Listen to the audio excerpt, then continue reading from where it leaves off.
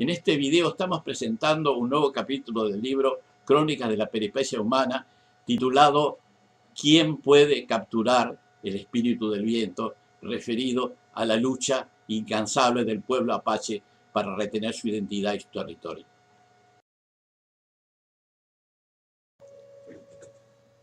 ¿Quién puede capturar el espíritu del viento?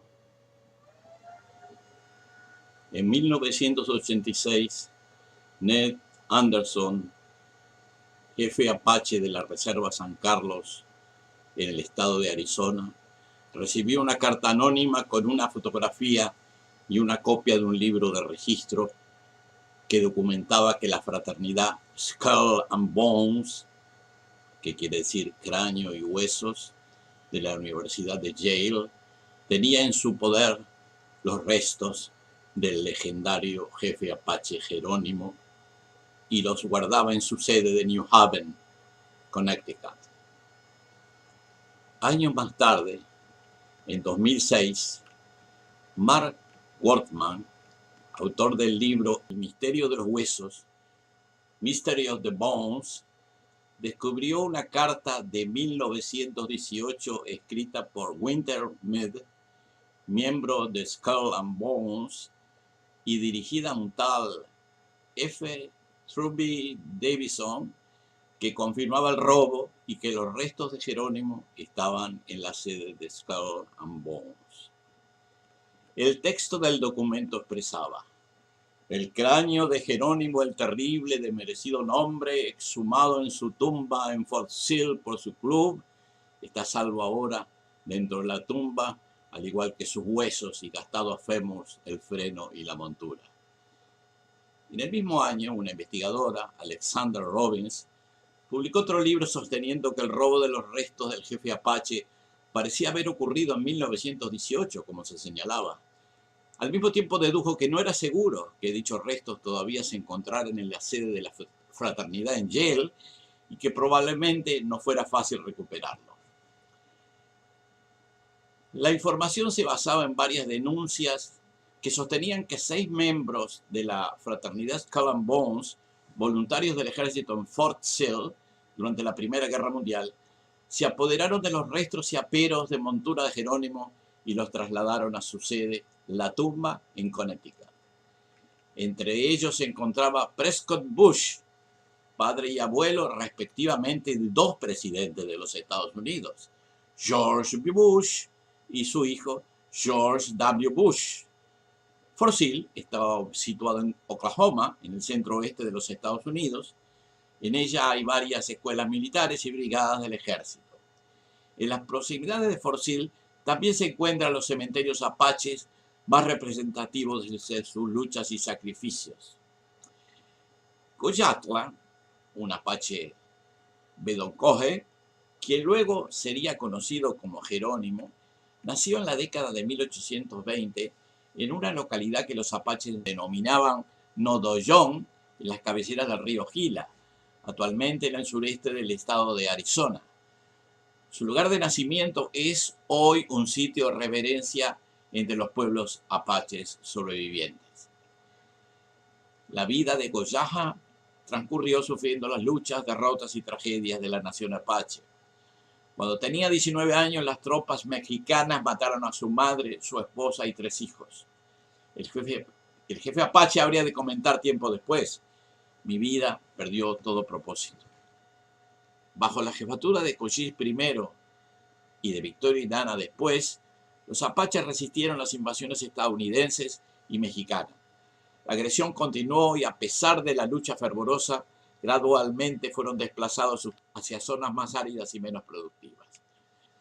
Al ser derrotados y muertos Victorio y Nana, el liderazgo fue asumido por Goyatla y Yu. En ese momento, y para evitar mayores sacrificios a su gente, entraron en tratativas con el gobierno de los Estados Unidos.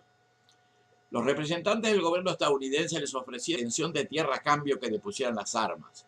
El lugar, llamado San Carlos, era árido y totalmente inadecuado. Dakluchi, hijo de Yu, lo describió en forma ilustrativa. El creador no hizo San Carlos. Es un lugar más viejo que él. simplemente lo dejó como una muestra de cómo se hacían las cosas antes que él apareciera.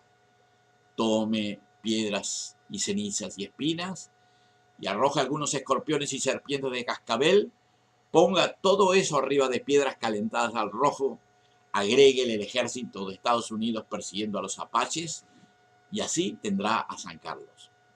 Los apaches rechazaron el ofrecimiento y continuaron la lucha. Se replegaron a las sierras para continuar la resistencia. 6 años después de la caída de Victoria en 1886, murió Yu y Jerónimo quedó como único jefe, acompañado por un puñado de hombres, mujeres y niños en el agreste de la montaña.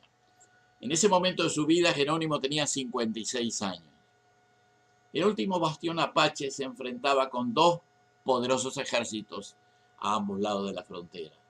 Estaban rodeados por 5.000 soldados y miles de milicianos civiles del lado de los Estados Unidos y 3.000 soldados mexicanos en el sector de México. En ese momento eran tan solo 17 guerreros con sus familias. A pesar de la situación desigual, los apaches continuaron la lucha. Dalgleish lo comentó de esta manera. En aquel tiempo Jerónimo tenía también a Lozen, conocida como la mujer guerrera.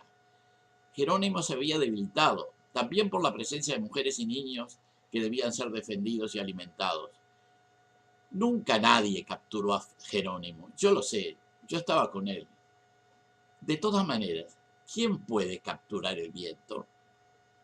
Algún tiempo después, el ejército norteamericano secuestró y trasladó a las mujeres y niños, dejándose a los hombres solos en la lucha. Pocos meses más tarde, agotados y desalentados por la ausencia de sus familias, Jerónimo y los guerreros apaches que lo acompañaban se rindieron al general Nelson Miles del ejército de los Estados Unidos con la promesa de que el jefe apache sería liberado en 2 años y se le permitiría vivir en paz en su reserva. Otra vez se incumplieron las promesas. Jerónimo fue mantenido en prisión por 23 años. Murió en 1909, todavía cautivo.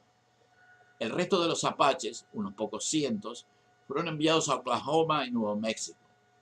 En la actualidad los apaches están concentrados en las reservas de Fort Apache y San Carlos en Arizona. La mayoría de los apaches, chiricahuas, mezcaleros y lipán, viven en la reserva pescalero del sur de Nuevo México.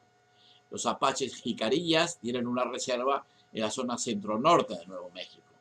En todas las reservas sobreviven unos 60.000 apaches que procuran cicatrizar las heridas que les dejó la guerra genocida de la que fueron víctimas. La primera meta ha sido la recuperación de su cultura y su tierra.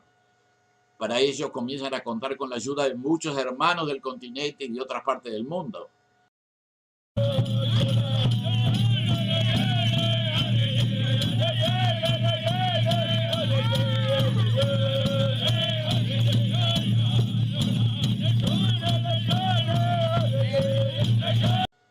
Su lucha ha sido larga y muy dura, pero aún no ha terminado.